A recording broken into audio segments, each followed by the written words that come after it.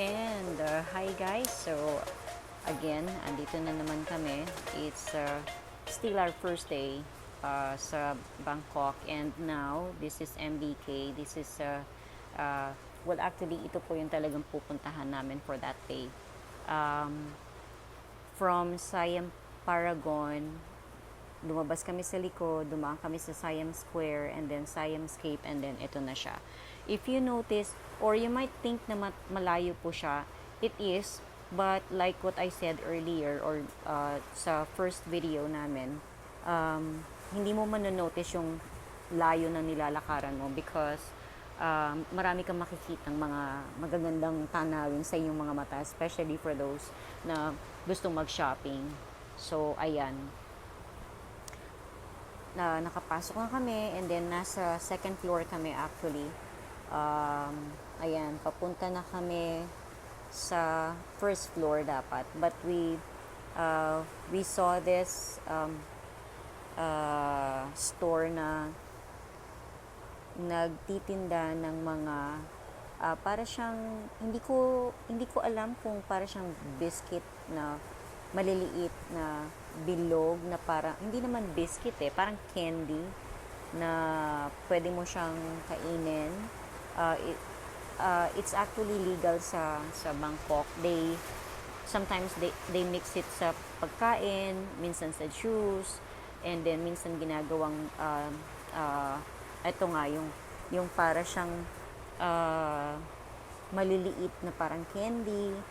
Ayun. So but they are pricey. Parang 2,700 per gram ang bili or per bottle. I'm not really sure. So ayan, pumunta na po kami sa baba, first floor, dahil na-curious kami, nakita namin itong Lacoste's area na to, kung saan nagbebenta sila ng mga used and brand new shoes and shirts ng Lacoste. So, well, alam naman natin lahat, pag sinabi mo Lacoste, it's really expensive. So, but pumunta kami para lang usi kung anong meron sa loob. So, nakita kasi namin yung shoes na mga used shoes na binibenta rin nila. Actually, per pair, ang benta nila is merong 2,700, merong 5,000 baht per pair. Mga used na po yan. But still, expensive pa rin. But maganda, and they're all in very good condition. Hindi halatang used na sila. So ayan, lumabas na kami because na-curious lang kami, sabi ko nga. Lumabas kami, and then si Ate Rena na si Ate Jel pumunta sandali sa tabi ng Araya store. Bumili po sila ng milk tea, and ako, si Daddy, si Bunso naghihintay, at saka si Kuya Arvin actually sa malapit sa escalator, and habang bumibili sila ng milk tea. And ayan, kung manonotice po nyo, maraming mga maraming mga iba-ibang mga tinitinda. May yung Even Boy, ayan po mga beauty products na sabi nila marami raw magagandang beauty products doon. Iba-ibang klase. May mga face powder, may mga para sa kilay, iba-iba. May mga lipsticks, ayan. And then, yung pong Araya na yan naman yung mga may tinitinda sila dyan na mga fish cracker, mga chicharon, iba-iba, mga peanuts, yan, iba-ibang klase ng mga nuts. And then, yung merong maliit malapit sa escalator is itong nakakatch ng attention ko, is ito talagang nagtitinda ng bread dito. Iba-ibang klase ng bread. May parang egg pie po yung isa ata, I'm not really sure. Tapos yung iba, croissant. And then, merong mga Danish blueberry, Danish strawberry, merong tart and chocolate, iba-iba. And per piece, it costs parang 147 baht, mayroong 165 baht, 165 baht. And then, may iba 195, may mga mahal talaga na 200. Pero, malalaki naman po siya. So, I think kung bibili naman kayo, siguro for 2 persons, pwede na yung isa. Kasi talagang malalaki sila. So, ayan. yan po sila. Makikita mo lang mabubusog na yung mata mo. But we didn't buy kasi nga po magla-lunch na noon, and we have other plans. Yun nga yung pupunta sa may hinahanap kaming outlet sa taas. So ayan, hinihintay na lang po namin si Ate Renan sa si Ate Jel. And while we're waiting, si Kuya Arvin decided to go upstairs para may titignan niya ata siya. I'm not sure, pero malapit lang sa escalator. And ayan, pero kami naman naghihintay lang dyan. And then pamaya-maya na tumatawag na si Ate Renren. Siguro kala niya iwanan namin siya kasi papanik na dapat kami, but I heard her na tumawag, kaya hindi na kami pumanik, hinintay na namin sila. So ayan, as in mabubusog ang mata mo dahil may mga restaurants, may mga iba-ibang klase ng mga pagkain ang tinitinda nila dyan. For restaurants, dito po sa mga mall na ganito, hindi po sila nagre-require ng card na katulad na ginagamit sa food court, wherein you need to load your card para yun ang ipambabayad mo. Sa mga restaurants, cash talaga siya or credit card. And then, ayan na si Ate Renan at saka si Ate Jel. And ayan, sa third floor pumanik kami. Kung makita nyo yan, mga bags, may mga shoes, iba-iba sila. Hindi kasi let's say for example, sa isang floor pare-pareho lang na puro bags, hindi. Assorted po sila, iba-iba. Ayan, may mga ano dyan, yung mga parang menthol na mga binibili nila, yung mga 7 na tinatawag na mga parang mga Vicks ang dating. Tas ayan, may mga panglalaki, iba-iba. And as in, hindi mo mararamdaman ng pagod. Ayan, another store na mga bags, iba-ibang klase. Guys, if you notice, kung titignan mo, ayan, is very much kapareho ng mga nabibili natin online dito sa Pilipinas. And akala mo, kapag tinignan mo, unang tingin, authentic ang dating. Pero actually, ito po yung mga tinatawag nilang mga mirror copy, mga top-notch, mga high-end quality, and marami, iba-iba. May mga wallets, may mga bags, iba-ibang klase. And ito din, yan, mga damit pambata, may mga, sa store po na ito, we saw this, yung elephant pants. Actually, hindi siya pants, pero para siyang skirt na may tapis. And kinausap namin yung nagtitinda, baka pwede, kasi per piece nakita namin is 199 baht. So tinatry namin tawaran ng 150 per piece. Kukuha kami ng at least 3, pero ayaw niyang pumayag actually. Sabi niya no, 199 per piece lang daw. Sabi ko kahit na 150 lang, sabi niya ayaw niya talaga. So sabi namin na sige, babalik na lang kami. Ayan, kung makikita niyo 199, medyo natakpan lang ni Ate Jel. Ayan siya. And ayan si Ate Tendera. But ano naman po, nice naman po yung mga nagtitinda. But I have to admit na merong mga ibang nagtitinda na pag nagtanong ka, iniisip ka agad nila na bibili ka. So medyo ingat lang. Kasi sometimes, pag na-tiyempo ka sa tindera na talagang masungit, as in, pagtalikod mo marami na siya sinasabi. Based on my experience. Ayan, ito ring store na to, mga ano naman po to, mga native products na binebenta nila. May mga coin purse, may mga bags na gawa sa native materials. Ayan, pwedeng souvenir o pwedeng pang pasalubong. Ayan. So, may nakita rin kami ni Ate Jel dito na 3 or 5 na mga ref magnet for 100 baht. Sometimes 200 baht. Pero mas mura pa rin sa labas.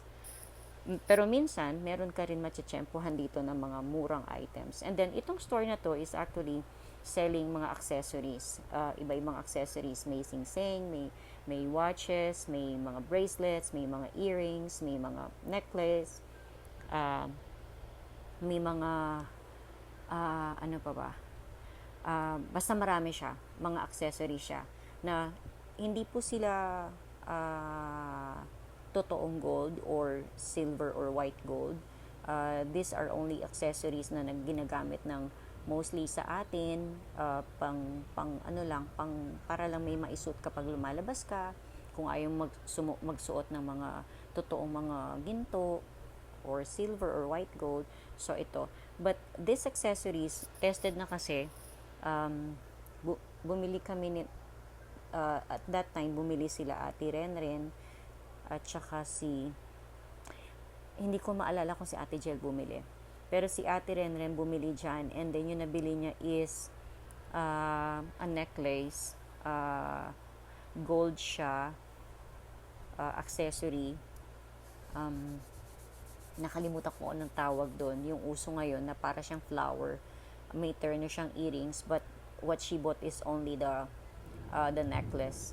So ayan, yan siya, yung may green, may black, may white, ayan, iba-iba po siya. And then yan, yung mga earrings, mga gusto mong mga mahilig ka sa mga accessories, yan, marami po dyan. And what's good with this accessories or mga watches or necklaces, bracelets, and earrings, at saka mga rings, hindi po sila nag-change ng color or hindi sila nag-fade. It will take at least 1 or 2 years bago siya mag-fade. Depende sa paggamit mo. And then, marami siyang choices actually. But per pair ng earring, depende po sa style or design. Pagka nasa uso siya, it costs mga 250 plus baht per pair. For rings naman na may mga parang bato-bato siya, kahit na hindi siya totoo or hindi siya tunay na ring, yung tinanong po ni Jelly is 350 or 450 baht per piece. So, depende nga po sa style or design. So, ayun, nakabili na si Ate Renren. And then, I'm not sure kung si Ate Jel nakabili, tsaka si Kuya Arvin. And then, yan, naglakad na kami and we're trying to look for the outlet kung saan may mga shoes na super mura talaga.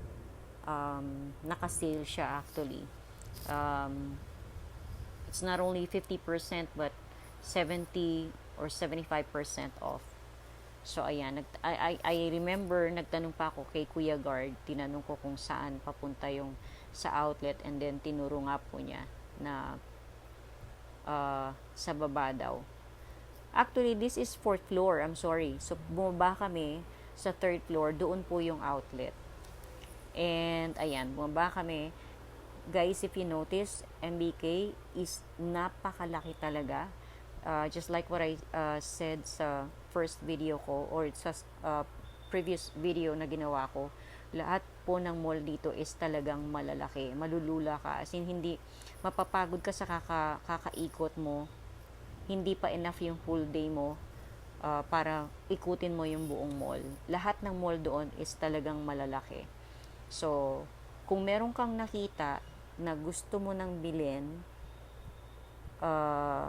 or you're still undecided, make sure na matatandaan mo yung tindahan kung saan ka pumunta or saan mo siya nakita. Because kung first timer ka,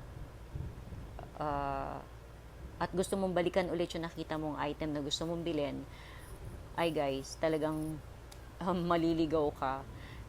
It will take time for you to find that store again. So, kung nakita mo siya, first time mo pumunta ron, kunin mo na siya. Ayan, so sinabi na ni Kuya, tinuro niya na ni Kuya Guard kung saan yung outlet, at ayan po siya. So, pasok ka sa parang department store, and ayun, so si Super Sports, Super Sports, yan, at sale up to 60%. Well, actually, hindi lang siya 60%.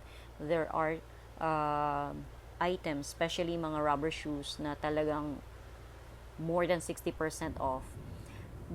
Pumunta na po sila sa loob. Ako, nakita ko tong Crocs na maliit na area doon na nagtitinda rin sila ng iba't ibang klase ng mga Crocs. This one is authentic talaga. Original siya. Naka 50% sale sila, 30%. But then, yung sale na to, still, the price is really uh, mataas pa rin. Tinanong ko yung isang pair dyan na black, sabi ni kuya, it's 2,700 baht. So, kung sa peso siya, most likely nasa 27, nasa 3,000 or 3,000 plus. Ayan. So, umalis na ako, pumunta na ako sa Super Sports Factory.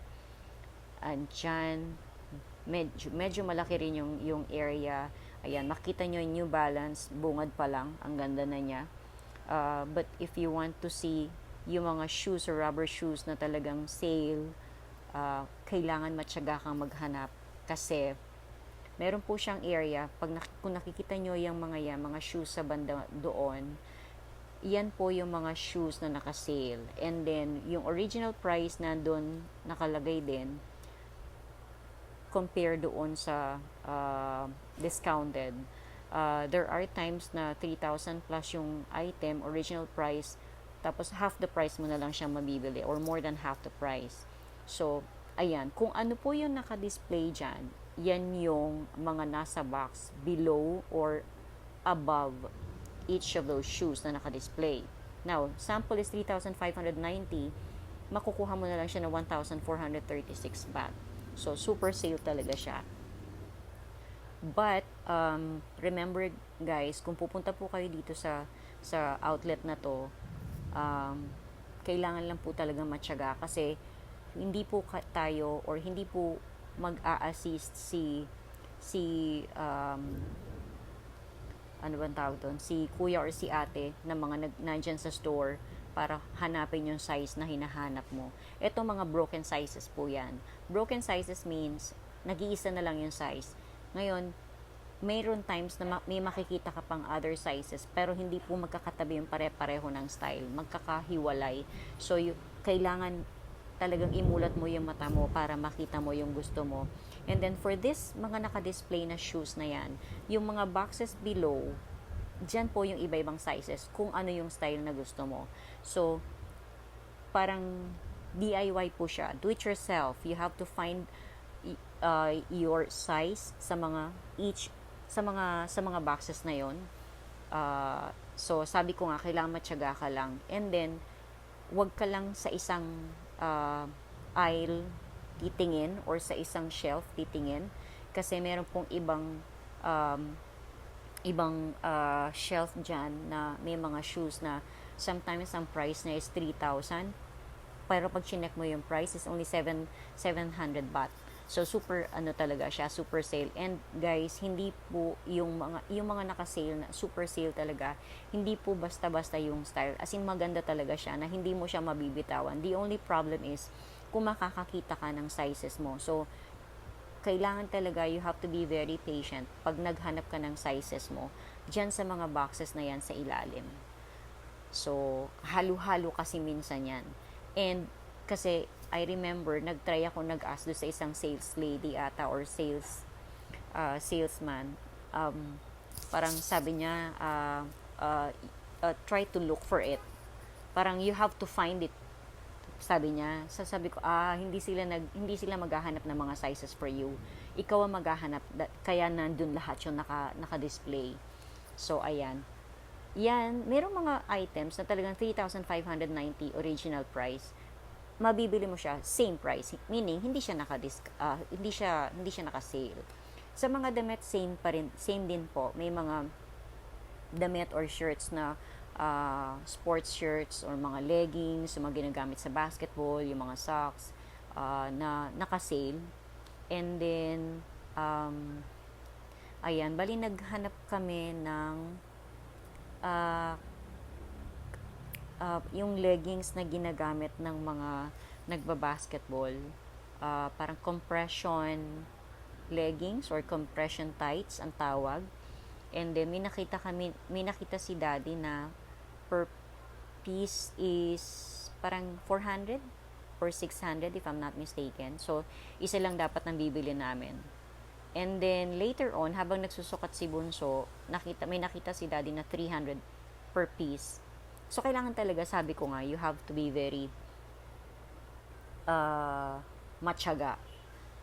be very patient sa paghahanap. Iikot ka talaga. At pag nag-iikot ka or naghahanap ka, kailangan iisa-isahin mo talaga. And para makita mo yung mga differences ng mga prices. So, nakakita si Daddy ng 300 baht per compression tights. So, ang kinuha namin is dalawa for bunso. So, compare doon sa naunang nakita niya na 400 or 600, I forgot. Pero mahal siya kaysa dun sa 300. So, yun ang kinuha namin, dalawang 300 or dalawang compression tights na tig 300. And then, sa mga shorts, same din po. May mga naka-sale din. Kailangan talaga tingnan mo lang. And, ayan, habang nag-iikot kami ni Daddy, tsaka hinihintay namin si Bunso na nagsusukat nung compression tights niya. Sila Kuya Arvin, si Ate Renren, si Ate Jel, nandun sa may sa mga sapatos, naghahanap ng mga sizes nila or namimili kung anong gusto nilang design. While kami naman, hinihintay namin si Bunso nagsusukat ng compression tights na pinili ni Daddy para sa kanya. So, ayan, ikot-ikot pa kami ni Daddy. And guys, always remember, I'm sure every time na nag-out of the country tayo, meron tayong itinerary. So, let's say for example, yung first day itinerary mo is sa isang mall, make sure na bilhin nyo na yung nakikita nyong gusto nyo. Kasi, sometimes, pag gahol na sa oras, di na tayo makakabalik. So, parang andun na yung regrets mo na hindi mo nabili yung gusto mo. So, that's what we did since first day is MBK kami and wala kaming araw para bumalik dito. Binili na namin yung nakita namin na gusto namin. And after this, pumunta na kami sa taas, nagpa-load ng card, namili ng pagkain na gusto namin. And, ayan. So, walang video guys. I'm so sorry kasi gutom na kami at that time. But after this, pumunta po kami sa Platinum. So, there you go. Next video will be sa Platinum. And again guys, thank you so much for watching this video. Please don't forget to subscribe, like, and paki-share na rin po. Thank you so much. See you!